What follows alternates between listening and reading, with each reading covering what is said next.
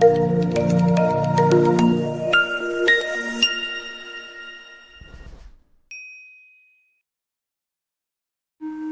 cock on a mission to steal fire. Here's the story. In the past, animals had observed with curiosity that men used fire. They in turn wanted to use it in the forest. The lion, king of animals, assembled all animals.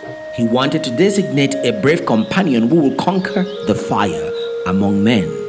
The insects, locusts, ants and bees declined the offer. It is too dangerous.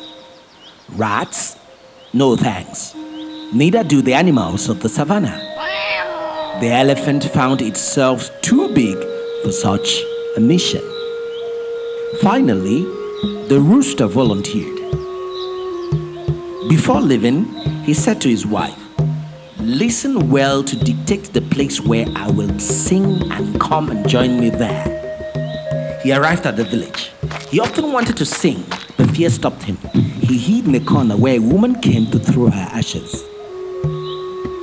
He enjoyed covering himself with warm ashes to kill his flies. One day, the woman captured him under a basket. In the morning, he sang loudly so that from the depths of the forest, his wife could hear him.